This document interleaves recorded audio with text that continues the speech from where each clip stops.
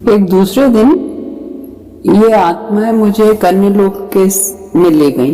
ये विचित्र स्थान है, यहाँ से मृत्युलोक दिखाई पड़ता है। उन्होंने कहा, इन सब उज्जवल ज्योतियों के भीतर तुम्हें अत्यंत कष्ट से पहचाना जाता है।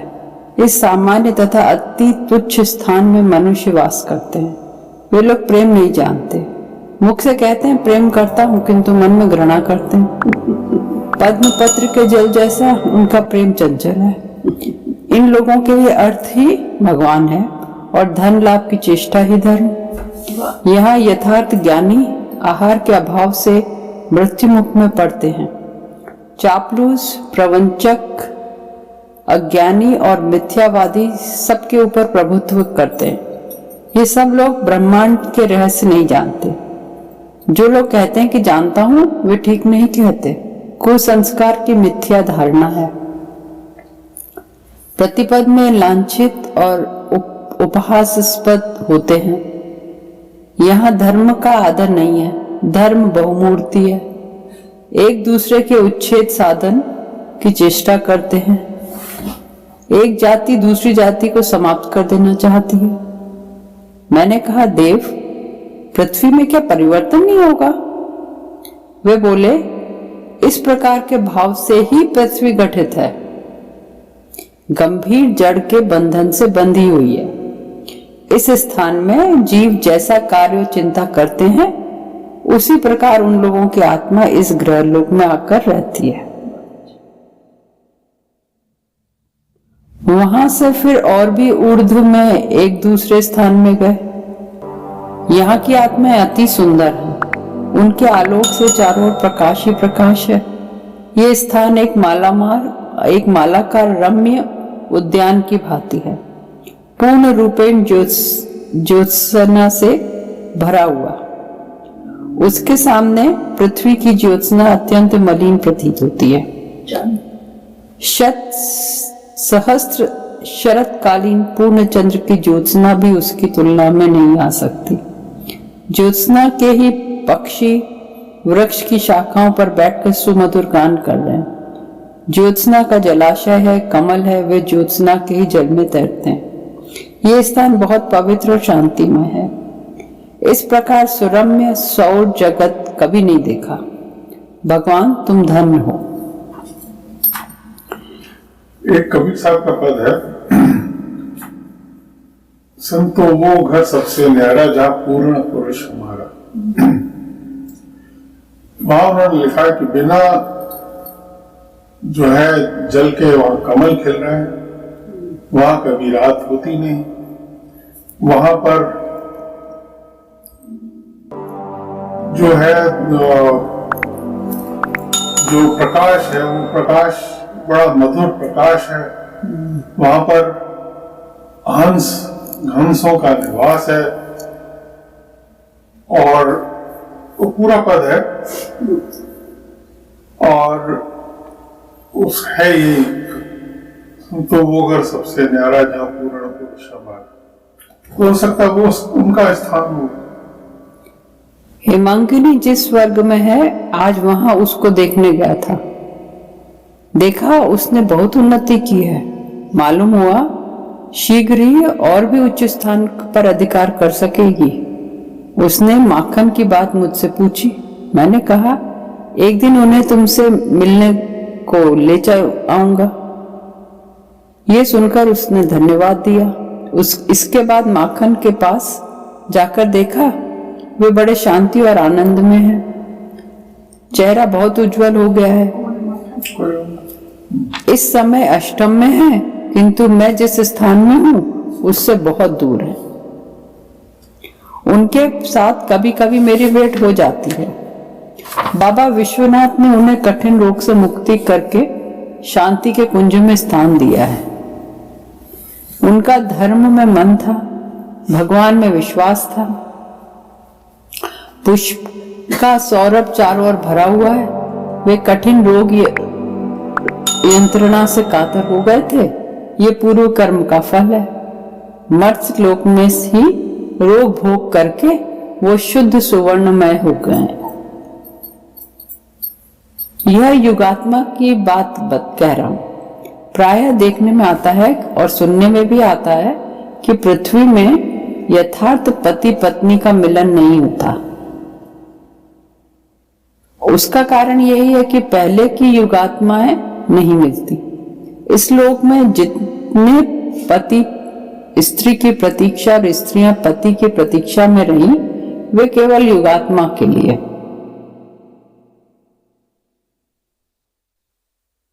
प्रत्येक आत्मा अपने अपने स्तर से बाहर होकर जन्म लेती है, परंतु पृथ्वी बहुत आकर्षक का स्थान है, आकर्षण का स्थान है।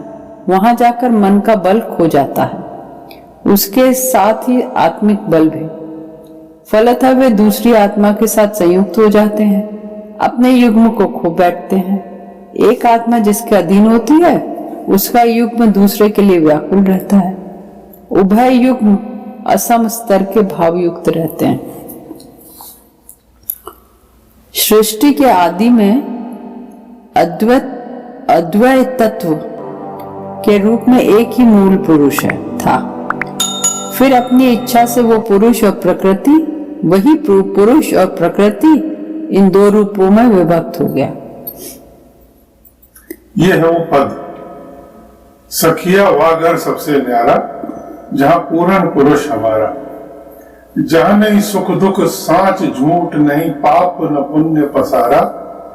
जहां नहीं रैन माने रात्रि, जहां नहीं रैन चांद नहीं सूरज, बिना ज्योत उजियार। देखो वहीं की बातें कबीर साहब तो घर बैठे हुआ है वहां पे। नहीं तहां ज्ञान ध्यान नहीं जब तक, वेद किताब नवानी, करनी धरनी रहनी गहनी, ये सब जहां हैरानी। घर नहीं अधर न बाहर भीतर, पिंड ब्रह्मंड कछु नाही। पांच तत्व गुण तीन नहीं तह, साखी शब्द न ताही। मूल न फूल बेल नहीं बीजा, बिना ब्रह्म फल सोहे, बिना वृक्ष फल सोहे। बिना वृक्ष के फल हो रहा है वहां पर। ओहम सोहम ऊर्ध नहीं, श्वास लेख नहीं को है। जहां पुरुष तहां वहां कछु नाही, कहे कबीर हम जाना। हमरे संग लाखे जो कोई पाए पद निर्वाणा। मतलब इसको जो इस दृष्टि को जो देख लेगा, इससे उसको समझ लेगा, तो वो समझे उसको भी निर्वाण पद मिल गया। हाँ, तो इन दो रूपों में विभक्त हो गया। इस स्थिति में दोनों पृथक अस्तित्व रखते हुए भी वस्तुतः नित्य युक्त बने रहे, किंतु माया में प्रवेश करते ही वे पृथक हो गए। यहीं से जीव की संसार यात्रा आरंभ हुई। इस चक्र में कभी कभी अपनी निज प्रकृति से वियुक्त होने के बाद भी पुरुष उससे युक्त हो जाते हैं, अन्यथा परकीय प्रकृति से युक्त होते हैं।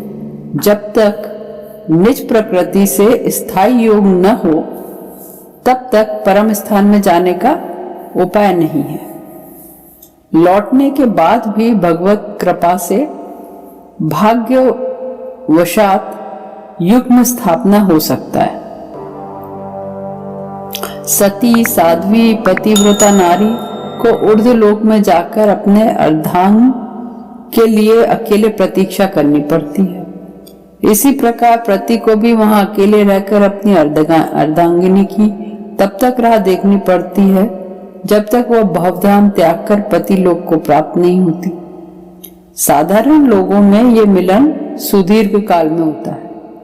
ऊर्ध्व भूमि में इस मिलन के बाद प्रकृति और पुरुष में परस्पर अंतः प्रवेश, अर्थात पुरुष में प्रकृति का अनुप्रवेश और प्रकृति में पुरुष का अनुप्रवेश होता है।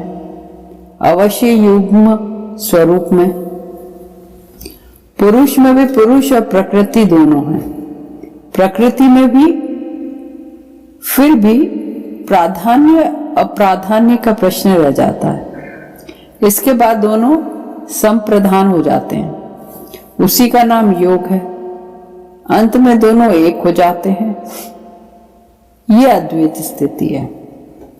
यहां प्रकृति पुरुष का भेद नहीं है, शिव शक्ति का भेद नहीं है।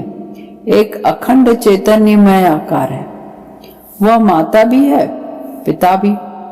यहाँ माता पिता पति पत्नी का दृष्टांत लेकर कहा गया है, किंतु इसे अनंत दृष्टिकोण से देखा जा सकता है। वैष्णव लोग अनेक भाव से इसका वर्णन करते हैं। इनमें से कहीं एक आश्रय है, एक विषय है, और कहीं दोनों ही आश्रय और दोनों ही विषय। अंत में दोनों मिलकर एकाकार हो जाते हैं। पृष्ठभूमि में रहता है निराकार महाप्रकाश। इसके अनंतर साकार निराकार भी एक हो जाता है। वह न साकार है न निराकार है, साकार भी है निराकार भी है, उसके परे भी कोई विशिष्ट प्रकार नहीं है। जो चाहिए सोई आकार है। वह उभय लिंग है अथच अलिंग भी है। सृष्टि के आदि में पूर्ण ब्रह्म अवस्था से किस प्रकार विकास के क्रम में युगात्मा का स्वरूप निर्माण हुआ, निम्नलिखित चित्र से यह स्पष्ट हो जाएगा। जन्म के बाद कितने जन्म स्तर स्थानांतर में, नरक से नरकांतर में घूमते रहते हैं। पृथ्वी में जाकर 2-4 जन्म का पाप पुण्य लेकर दैहिक आकृति के अनेक परिवर्तन होते हैं, किंतु भीतर का भाव वही रहता है। कितने जीव युग्म तो पाप में बहुत अवनत हो गए हैं और इसलिए उनका उच्च ज्ञान और कर्मशील हो नहीं पाया। इससे पति पत्नी मिलन में व्याघात उत्पन्न हो गया। अनेक जन्म के बाद जब निष्पाप होकर यहाँ आ सकेंगे तभी उस युग आत्मा का यथार्थ मिलन होगा। पृथ्वी में क्वचित मानव यथार्थ युगात्मा के साथ विवाह सूत्र में आबद्ध होते हैं। यही लोग मृत्यु के बाद एकदम उस सौर जगत में मिलित होकर अपार आनंद और शांति लाभ करते हैं। पृथ्वी में मनुष्य का चित्तबल कहाँ है? वे अपनी देह का सब प्रकार से ज्ञान खो देते हैं। जिस कन्या को सुंदरी समझते हैं, मन का मैल हो या न हो, उससे विवाह कर लेते हैं। इसलिए यथार्थ युगात्मा के साथ उनका मिलन होता है नहीं। कितने जन्म जन्मांतर के बाद वे यहाँ आकर उसको पाते हैं। युगात्मा के साथ आत्मा का मिलन न होने पर पति पत्नी को कभी सुख शांति नहीं मिलती। ये बात यथार्थ है।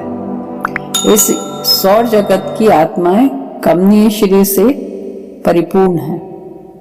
उनका सूक्ष्म देह देव तेज से गठित है।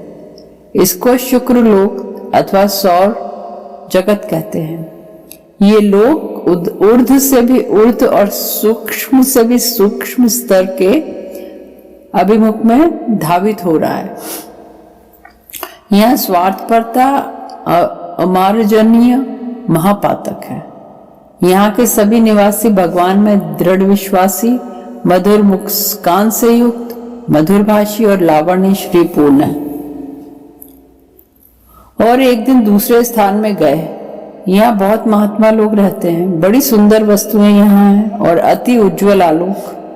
सुना है यह स्वर्ग की दूसरी ओर का सिरा है।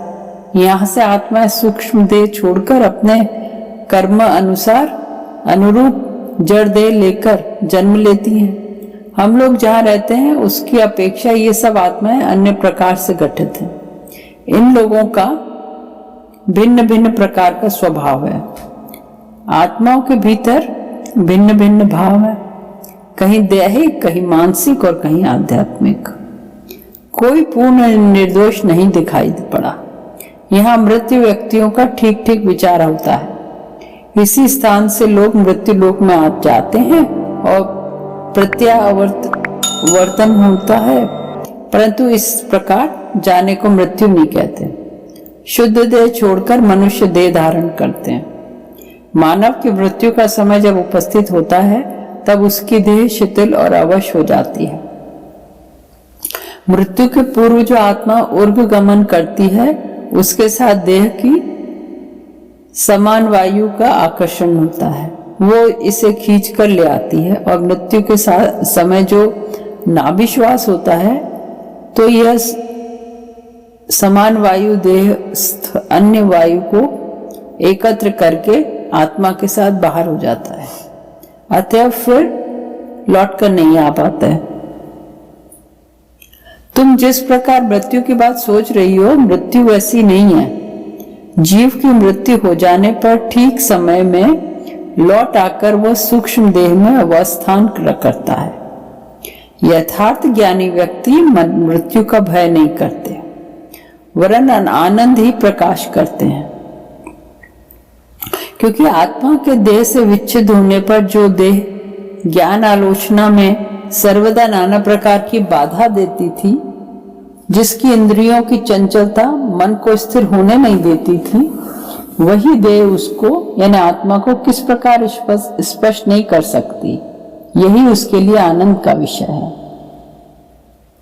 मैं सत्यलोक में गया था, उसको आनंद धाम कहा जाता है।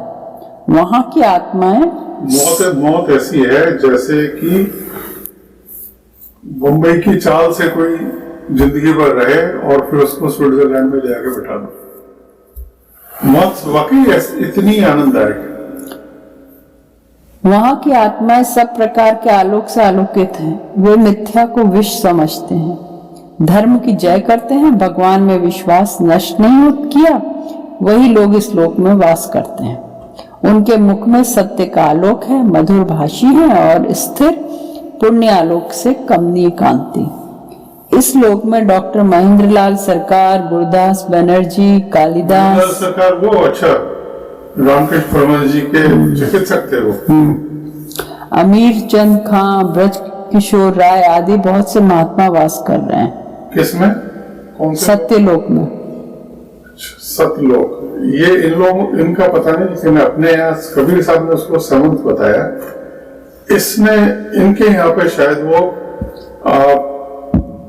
9, 10, 11th है इनके हिसाब से 11th होना चाहिए। जो धर्म रक्षा कर सकते हैं वे मनुष्य नहीं, देवता है। शोक दुख से मुक्त न होकर भगवान को पुकारना ही शांति का साधन है। संसार में ये लाइन पढ़ो कैसे? शोक दुख से मुक्त न होकर भगवान को पुकारना ही शांति का साधन है। बिल्कुल। संसार में वियोग ही संयोग, मृत्यु ही जन्म, निराशा ही आशा, आकांक्षा ही तृप्ति, त्याग ही भोग, अंत ही आदि, अभाव ही शक्ति और विच्छेद ही मिलन है। जान लेना, अभी जो कुछ कहा है उसमें कुछ भी मिथ्या नहीं है। इस समय ये महापुरुष सब विषयों से अतीत हैं, किसी प्रकार की भोग वासना नहीं है।